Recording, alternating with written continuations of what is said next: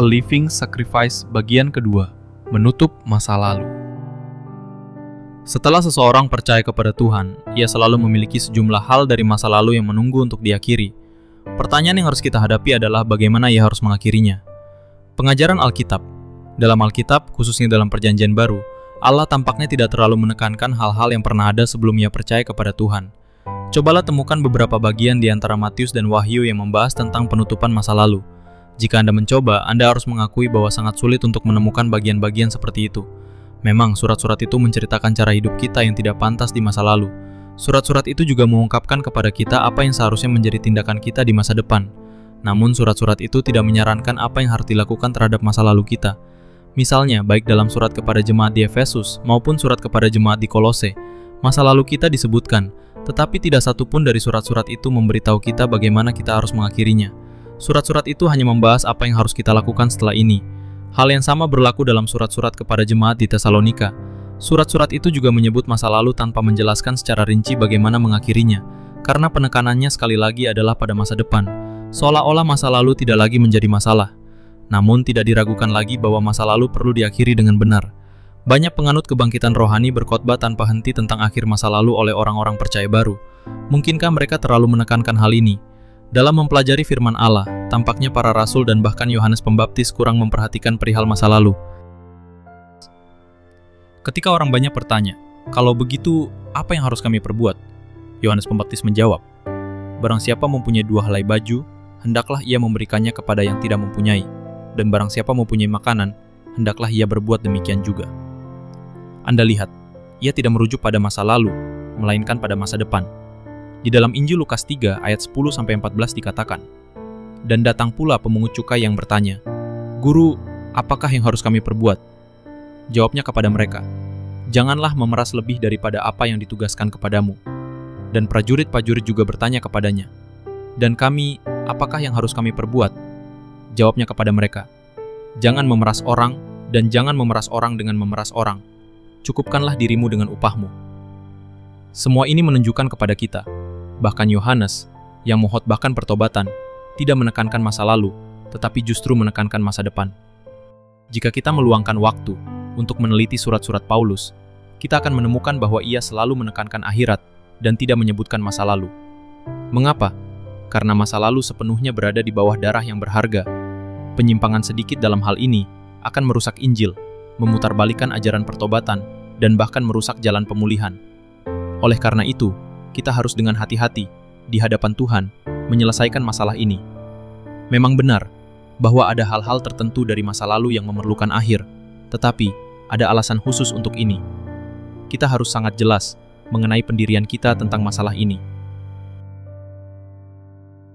Di dalam 1 Korintus 6 ayat 9-11 dikatakan, "Atau tidak tahukah kamu bahwa orang-orang yang tidak adil tidak akan mendapat bagian dalam kerajaan Allah? Jangan sesat. Orang cabul, penyembah berhala, orang berzina, banci, orang yang suka mencampuri urusan orang lain, pencuri, orang kikir, pemabuk, pencerca, dan pemeras tidak akan mendapat bagian dalam kerajaan Allah. Dan beberapa orang di antara kamu demikianlah dahulu. Tetapi kamu telah memberi dirimu disucikan, kamu telah dikuduskan, kamu telah dibenarkan dalam nama Tuhan Yesus Kristus dan dalam roh Allah kita." Meskipun Paulus menyebutkan seperti apa jemaat Korintus dan apa yang telah mereka lakukan, ia tidak memberikan saran tentang bagaimana menyelesaikan hal-hal tersebut. Penekanannya pada mereka yang disucikan dan dibenarkan dalam nama Tuhan Yesus dan dalam roh Allah tentu saja tidak diarahkan pada penyelesaian masa lalu. Juru selamat kita telah menangani masa lalu kita. Oleh karena itu, pokok yang perlu ditekankan hari ini adalah pada kehidupan mulai sekarang. Orang yang diselamatkan, disucikan, dan dibenarkan. Efesus 2 ayat 1-5 dikatakan, "Dan kamu telah dihidupkannya ketika kamu dahulu mati karena pelanggaran-pelanggaran dan dosa-dosamu. Kamu hidup di dalamnya karena kamu mengikuti jalan dunia ini, karena kamu mentaati penguasa kerajaan angkasa, yaitu roh yang sekarang sedang bekerja di antara orang-orang durhaka. Dahulu, kita semua juga terhitung di antara mereka, ketika kita hidup menurut hawa nafsu daging kita, menuruti hawa nafsu daging dan pikiran kita. Secara alamiah, kita adalah orang-orang yang harus dimurkai, sama seperti mereka yang lain. Tetapi Allah yang kaya dengan rahmat, oleh karena kasih-Nya yang besar, yang dilimpahkannya kepada kita, telah menghidupkan kita bersama-sama dengan Kristus, sekalipun kita telah mati karena pelanggaran-pelanggaran kita. Tidak ada yang diajarkan di sini tentang bagaimana kita dapat menyimpulkan semua hal tentang daging dengan sebaik-baiknya, karena satu kesimpulan yang mencakup semuanya adalah bahwa Tuhan kita, dengan kasih yang besar dan rahmat Allah yang melimpah, telah menyelesaikan masa lalu kita sepenuhnya. Efesus 4 ayat 1 mengatakan, "Karena itu kukatakan dan kutegaskan ini kepadamu di dalam Tuhan, jangan hidup lagi sama seperti orang-orang yang tidak mengenal Allah, dengan pikiran mereka yang sia-sia, pengertian mereka yang gelap, jauh dari hidup persekutuan dengan Allah, karena kebodohan yang ada di dalam mereka, dan karena kedegilan hati mereka. Sebab mereka yang tidak berperasaan, menyerahkan diri mereka kepada hawa nafsu, dan dengan serakah melakukan segala macam kecemaran, supaya kamu, berhubung dengan kehidupanmu yang dahulu, menanggalkan manusia lama, yang menemui kebinasaannya oleh hawa nafsu yang menyesatkan, supaya kamu dibarui di dalam roh dan pikiranmu, dan mengenakan manusia baru, yang telah diciptakan menurut kebenaran dan kekudusan yang sesungguhnya." Semua ini berkaitan dengan kondisi di masa lalu. Karena itu singkirkanlah dusta. Efesus 4 ayat 25a. Sekarang ia membahas tentang masa depan. Namun ia hanya mengatakan untuk menyingkirkan kepalsuan di masa depan, tanpa memberitahu bagaimana menangani kebohongan di masa lalu. Katakanlah kebenaran kepada sesamamu manusia. Jadilah marah dan jangan berbuat dosa. Janganlah matahari terbenam sebelum amarahmu padam, dan jangan beri kesempatan kepada iblis. Ayat 25b sampai dengan ayat 27. Tidak ada yang dikatakan tentang masa lalu, tetapi hanya tentang masa depan. Orang yang mencuri, janganlah mencuri lagi. Ayat 28a. Sekali lagi penekanannya adalah pada akhirat. Ia tidak membahas masalah tentang bagaimana mengembalikan apa yang dicuri. Tetapi biarlah ia bekerja keras dan melakukan pekerjaan yang baik dengan tangannya sendiri. Janganlah ada perkataan kotor keluar dari mulutmu, tetapi pakailah perkataan yang baik untuk membangun, sesuai dengan kebutuhan, sehingga mereka yang mendengarnya beroleh kasih karunia. Dan janganlah mendukakan Roh Kudus Allah. Buanglah segala kepahitan, kegeraman, kemarahan, pertikaian dan celaan, demikian pula segala kejahatan. Efesus 4 ayat 28b sampai dengan ayat 31. Semua petunjuk ini mengikuti nada yang sama, yaitu hanya menyentuh kehidupan seseorang mulai sekarang. Tetapi percabulan dan rupa-rupa kecemaran atau keserakahan disebut saja pun jangan di antara kamu, sebagaimana sepatutnya orang-orang kudus. Demikian pula perkataan yang kotor, yang kosong atau yang sembrono, karena hal-hal ini tidak pantas, tetapi sebaliknya ucapkanlah syukur. Efesus 5 ayat 3-4. Masih mengikuti prinsip yang sama, kata-kata ini terkait dengan perilaku orang percaya di hari-hari mendatang, bukan dengan akhir masa lalu selama masa ketidakpercayaan. Dari surat-surat, kita dapat menemukan kebenaran yang luar biasa. Apa yang ditekankan Allah adalah masa depan orang percaya. Ia tidak peduli dengan kehidupan masa lalu, dan ia juga tidak memikirkan apa yang harus kita lakukan terhadap masa lalu. Ini adalah pemahaman yang sangat mendasar, yang harus dimiliki semua orang percaya. Karena beberapa konsep Injil yang keliru, penanganan masa lalu terkadang ditekankan secara berlebihan, sehingga membuat orang terbelenggu. Kami tidak menyarankan bahwa masa lalu tidak perlu ditangani, karena ada beberapa hal yang memang memerlukan penanganan seperti itu. Akan tetapi, kita harus mempertahankan bahwa ini bukanlah hal yang mendasar. Allah memberitahu kita bahwa semua dosa masa lalu kita berada di bawah darah. Kita diampuni sepenuhnya karena Tuhan Yesus telah mati untuk kita. Kita diselamatkan melalui Kristus pengganti kita, bukan atas dasar penanganan kita terhadap masa lalu. Tidak seorang pun diselamatkan oleh perilaku baiknya di masa lalu. Juga tidak seorang pun diselamatkan karena pertobatan atas kejahatannya di masa lalu. Kita diselamatkan melalui penebusan yang telah diselesaikan oleh Tuhan Yesus di kayu salib. Hanya ini yang menjadi dasar yang kita pegang teguh. Hal apa saja yang perlu ditangani? Lalu, apa yang harus kita lakukan terhadap masa lalu? Setelah meneliti perjanjian baru dengan saksama, kita menemukan beberapa tempat di mana masalah menyimpulkan masa lalu disebutkan. Namun semua kasus ini adalah contoh, tidak satupun dari mereka adalah ajaran. Dengan demikian, Tuhan kita telah meninggalkan kita beberapa contoh untuk bimbingan kita dalam memecahkan masa lalu. 1. Hal-hal yang berhala harus disimpulkan. Berbalik dari berhala kepada Allah. 1 Tesalonika 1 ayat 9. Hal-hal yang berkaitan dengan berhala tidak sesederhana yang dipikirkan banyak orang. Ingatlah, kita adalah bait Roh Kudus. Apa hubungan bait Allah dengan berhala?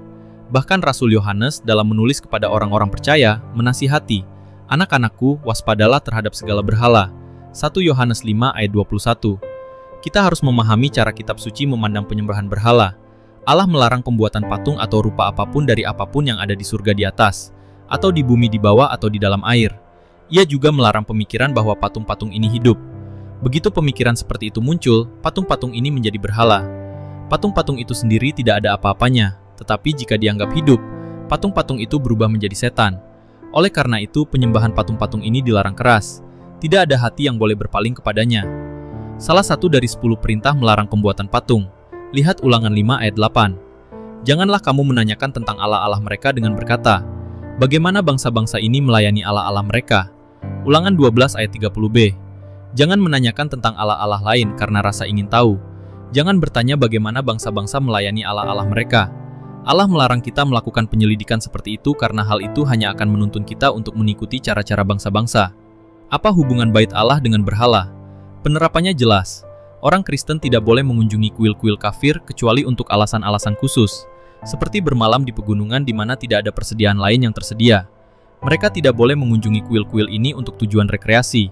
Tidaklah pantas bagi mereka untuk terlalu dekat dengan berhala. Jagalah dirimu terhadap berhala, berarti jangan terlalu dekat dengan berhala. Jangan menyebut nama mereka, Allah lain, di bibirku. Mazmur 16 ayat 4. Bahkan di mimbar, kita harus berhati-hati untuk tidak menyebut nama Allah lain, kecuali jika benar-benar diperlukan untuk ilustrasi. Kita juga harus mengakhiri semua tahayul, bahkan tidak takut akan nasib. Terlalu banyak orang percaya yang masih mempercayai keberuntungan dan memperhatikan nasib mereka sebagaimana diatur oleh bentuk wajah atau telapak tangan mereka. Hal-hal seperti itu dilarang. Apapun yang berhubungan dengan penyembahan berhala harus sepenuhnya dikorbankan, sekali dan untuk selamanya, di hadapan Tuhan. Sejak hari pertama kehidupan imannya kepada Kristus, seorang percaya harus dipisahkan dari berhala dan hal-hal yang berkaitan dengan penyembahan berhala.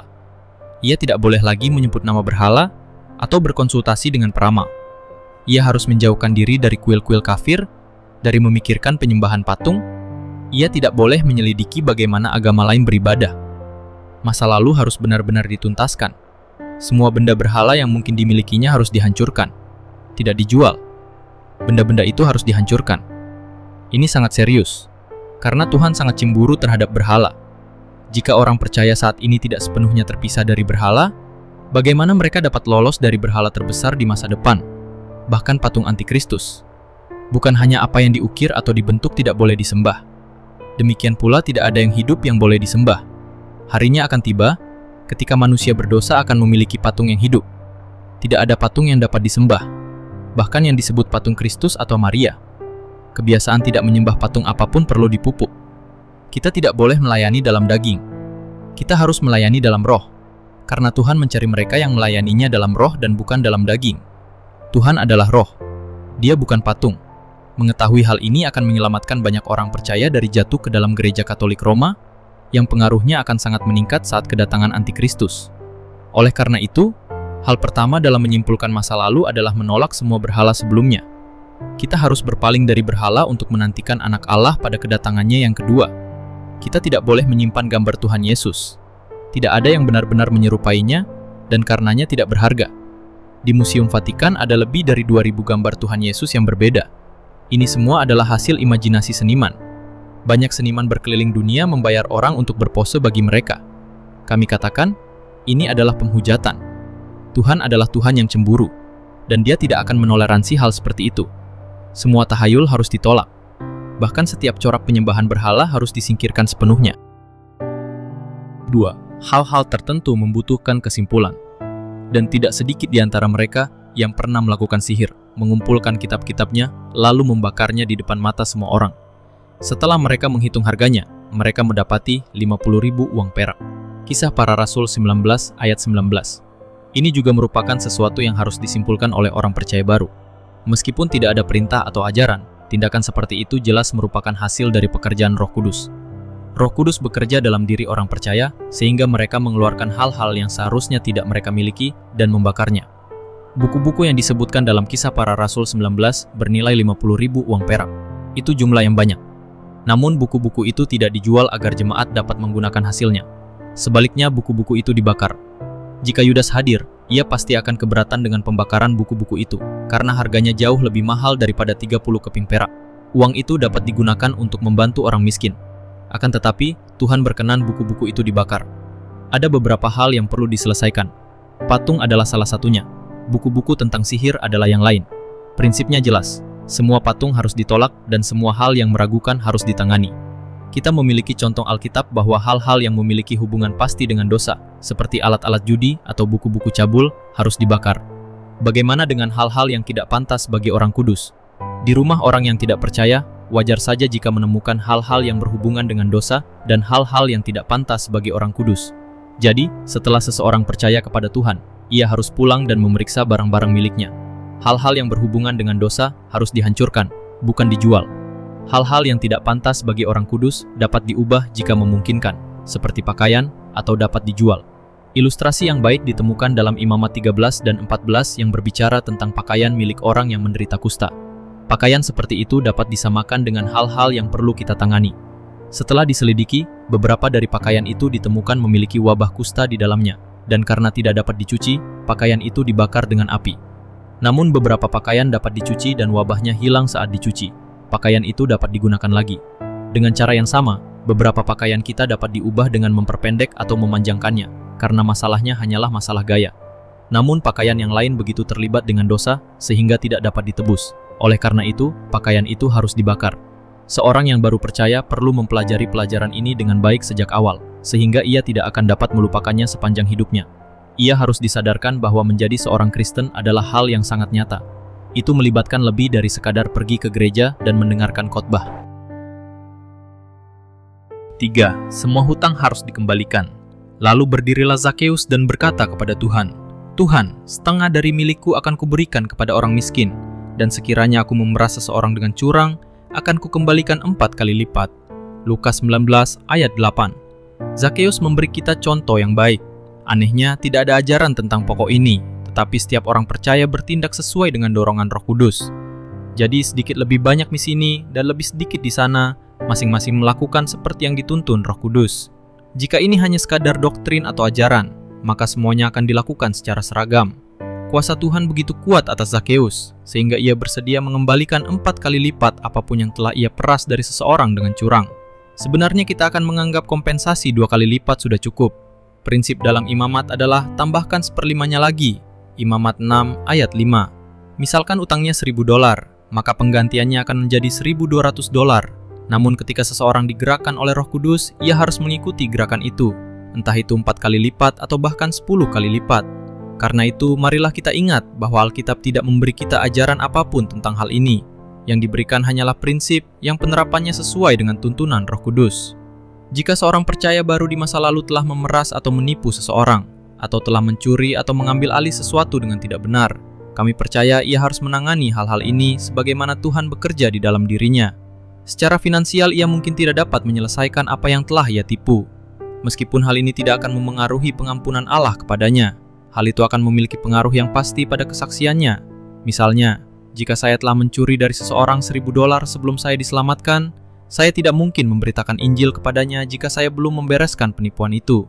Saya mungkin mencoba untuk berkhotbah kepadanya, tetapi pikirannya kemungkinan besar hanya akan dipenuhi dengan $1.000 itu. Tidak diragukan lagi saya telah diampuni oleh Allah, tetapi saya tidak memiliki kesaksian di hadapan orang tersebut. Saya tidak dapat memaafkan diri saya sendiri untuk tidak membalasnya dengan mengatakan, apakah saya tidak diampuni oleh Allah? Hal ini sangat berkaitan dengan kesaksian saya. Harap diingat, Zakeus kembalikan 4 kali lipat demi kesaksiannya. Pada saat orang-orang bersungut-sungut dan berkata, "Iya, Yesus telah masuk ke rumah orang berdosa," ketika mereka mengeluhkan betapa banyak orang yang telah diperas olehnya, Zakeus berdiri dan berkata, "Jika aku telah memeras sesuatu dari seseorang, aku akan mengembalikan 4 kali lipat." Ganti rugi 4 kali lipat ini bukanlah syarat untuk menjadi anak Abraham dan juga bukan persyaratan untuk menerima keselamatan dari Allah. Namun, itu tetap merupakan hasil dari menjadi anak Abraham dan hasil dari keselamatan yang datang ke rumahnya. Pemulihan 4 kali lipatnya membungkam mulut para pengkritiknya, karena itu jauh lebih banyak daripada yang telah ia tipu. Karena pemulihan perilaku ini, ia memiliki kesaksian di hadapan manusia. Jadi, inilah dasar untuk kesaksian.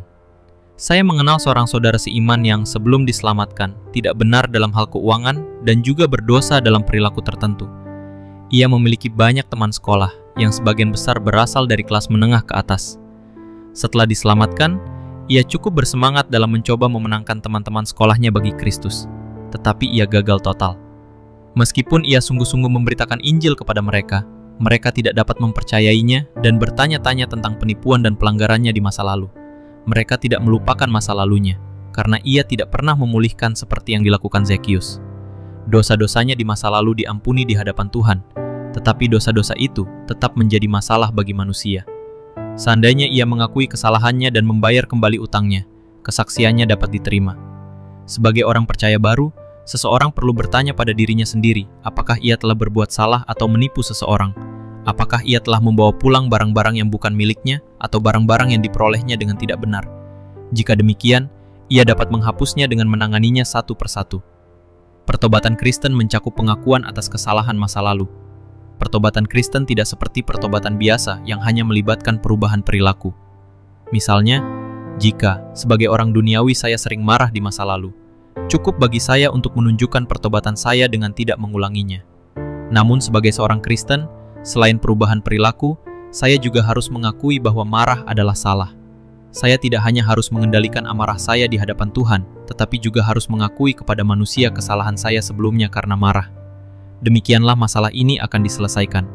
Jika seseorang biasa mencuri, sekarang ia bersih di hadapan Tuhan jika ia berhenti mencuri. Namun ini tidak membuatnya bersih di hadapan manusia. Bahkan jika selama 3 tahun berturut-turut ia tidak mencuri apapun, manusia akan tetap menganggapnya sebagai pencuri. Jadi, demi kesaksian, ia tidak hanya harus berhenti mencuri, tetapi juga harus mengakui kepada orang-orang kesalahannya di masa lalu. Ia tidak akan mencuri lagi. Masalah yang rumit. Ini adalah masalah yang rumit. Misalkan saya telah mencuri $10.000, tetapi sekarang tidak membawa bahkan $1.000. Lalu, bagaimana saya akan menyelesaikan masalah ini? Pada prinsipnya, saya harus mengakui penipuan saya dengan jujur, dan mengakui bahwa saat ini saya tidak mampu membayarnya kembali. Penggantian adalah satu hal, pengakuan adalah hal lain. Apakah saya mampu atau tidak untuk menggantinya, saya harus mengaku. Jika tidak, saya tidak akan pernah bisa bersaksi. Meskipun pengakuan seringkali berarti kesulitan, itu tetap harus dilakukan. Dalam situasi khusus di mana ada pembunuhan yang terlibat, apa yang harus dilakukan untuk mengakhiri masa lalu? Alkitab mencatat 2 insiden seperti itu. Satu di mana orang tersebut terlibat langsung dengan pembunuhan, yang lain di mana ia terlibat secara tidak langsung. Insiden pertama menyangkut perampok di kayu salib. Kata perampok dalam bahasa Yunani tidak berarti perampok biasa, melainkan orang yang membunuh orang, bukan pencuri biasa, melainkan orang yang membunuh demi uang. Namun, setelah perampok ini percaya kepada Tuhan, dosa-dosanya diampuni, karena tidak ada dosa yang tidak dapat dibersihkan oleh darah yang mahal. Tuhan berkata kepadanya, "Sesungguhnya aku berkata kepadamu, hari ini juga engkau akan ada bersama-sama dengan aku di dalam Firdaus." Lukas 23 ayat 43. Perampok ini tidak berurusan dengan masa lalunya, dan ia juga tidak memiliki kesempatan untuk melakukannya. Kitab suci tidak menyebutkan lagi tentang masa lalunya, seolah-olah membiarkan masa lalu berlalu begitu saja. Kejadian kedua menyangkut Paulus yang secara tidak langsung terlibat dalam pembunuhan. Ia tidak membunuh siapapun secara pribadi, namun ia adalah kaki tangan dalam pembunuhan Stefanus, saat ia mengawasi juga orang-orang yang melempari Stefanus dengan batu sampai mati. Namun, kitab suci sama-sama tidak membahas penanganan masa lalu dalam kasus ini, seperti dalam kasus sebelumnya. Pada prinsip umum, ketika kita menghadapi kasus seperti itu, kita hendaknya tidak membebani hati nurani orang percaya baru, kecuali jika Tuhan secara khusus bekerja di dalam hatinya. Dalam 2 kejadian yang dicatat dalam Perjanjian Baru, Tuhan tampaknya mengabaikan masalah pemulihan masa lalu. Namun, beberapa orang percaya mungkin tidak memiliki kedamaian dalam hati nurani mereka karena pekerjaan Roh Kudus di dalam diri mereka. Ini berbeda dari tuduhan biasa. Jika mereka dapat mengungkapkan penyesalan mereka kepada keluarga yang menderita, tentu saja ini bukan sesuatu yang dilarang. Meskipun demikian, ini bukanlah ajaran atau perintah. 4. Hal-hal yang belum selesai harus disimpan. Ketika seseorang diselamatkan, tidak diragukan lagi ia memiliki banyak urusan duniawi di tangannya yang masih belum selesai. Ini dapat dengan mudah menghambat pengikutannya kepada Tuhan. Bagaimana cara Alkitabiah untuk menyimpulkan hal-hal ini? Ketika seseorang dalam Perjanjian Baru pergi kepada Tuhan dan berkata, "Tuhan, izinkanlah aku pergi dahulu menguburkan ayahku." Tuhan Yesus menjawabnya dengan berkata, "Ikutlah aku, dan biarkanlah orang mati menguburkan orang mati mereka sendiri." Matius 8 ayat 21-22. Jadi dalam hal-hal yang berkaitan dengan tanggung jawab duniawi, firman Tuhan adalah, "Ikutilah aku dan biarkan orang mati menguburkan orang mati." Di sini ada seorang ayah yang tidak percaya tetapi masih hidup. Pikiran murid itu adalah untuk pulang dan menunggu sampai ayahnya meninggal dan dikuburkan sebelum dia datang untuk mengikuti Tuhan. Tetapi Tuhan menentangnya dengan prinsip membiarkan orang mati menguburkan orang mati. Yang pertama, orang mati mengacu pada orang-orang di dunia ini yang mati secara rohani. Yang kedua, orang mati mengacu pada orang mati secara fisik. Tuhan memanggilnya untuk mengikuti dan menyerahkan penguburan kepada orang-orang duniawi. Ini sama sekali bukan untuk menyarankan kepada orang-orang percaya baru agar mereka tidak melakukan tugas berbakti dan juga tugas pemakaman kepada orang tua mereka. Sebaliknya, ini adalah prinsip yang harus dipegang teguh. Biarlah orang-orang dunia ini melanjutkan semua urusan yang belum selesai. Jika kita harus menyelesaikan sendiri urusan-urusan ini, kita mungkin tidak punya waktu untuk menjadi orang Kristen sama sekali. Selalu ada kemungkinan sang ayah tidak akan meninggal. Oleh karena itu, kita harus membiarkan orang mati menguburkan orang mati. Ini tidak berarti bahwa kita tidak akan mengurus segala sesuatunya. Ini hanya menunjukkan bahwa kita tidak akan membiarkan hal-hal seperti itu menghalangi kita. Siapa yang bisa menjadi orang Kristen jika ia harus terlebih dahulu mengurus 1001 urusan keluarga dan mencari nafkah? Janganlah kita menunggu sampai semua urusan duniawi ini diselesaikan sebelum datang kepada Kristus. Jika kita melakukannya, kita tidak akan pernah mengikuti Tuhan. Siapakah yang akan memiliki kesempatan untuk percaya kepada Tuhan jika ia harus menyelesaikan semua urusannya terlebih dahulu? Karena itu, jangan biarkan hal-hal dari orang mati ini mengikat kita. Bagi kita, hal-hal ini dapat dibiarkan belum selesai. Hal-hal ini dapat ditinggalkan begitu saja saat kita mulai mengikuti Tuhan. Dari apa yang dapat kita temukan dalam firman Tuhan, keempat hal yang dibahas di atas adalah hal-hal utama dari masa lalu yang perlu diselesaikan. Seorang percaya baru harus belajar bagaimana menghadapi masing-masing hal. Sebuah pertanyaan muncul. Bagaimana jika orang yang telah disakiti tidak menyadarinya? Haruskah dosa tersebut diakui kepadanya juga? Jawabannya adalah, apakah ada utang fisik yang terlibat? Jika ada, itu harus diakui. Namun cara terbaik untuk melakukan ini adalah bersama dengan gereja. Misalnya, jika saya telah menyebabkan Anda mengalami kerugian $1.000, saya harus bersedia mengakuinya dan menggantinya. Tetapi saya harus melakukannya dengan cara yang paling menguntungkan bagi Anda. Seorang percaya baru cenderung bertindak ekstrim dan dengan demikian dapat merusak segalanya. Yang terbaik adalah membawa masalah ini ke gereja dan membiarkan saudara-saudara yang lebih berpengalaman membantu memutuskan. Ini karena orang percaya baru dapat dengan mudah diberi tuduhan berlebihan terhadap hati nuraninya, atau ia mungkin berhenti berurusan dengan apapun karena kesulitan yang terlibat. Apa yang dilakukan dalam pertemuan kebangunan rohani tidak akan pernah dapat dibandingkan dengan apa yang dilakukan di gereja. Dalam kasus pertama, orang percaya baru itu harus berjuang sendiri. Dalam kasus kedua, ia memperoleh manfaat dari persekutuan gereja.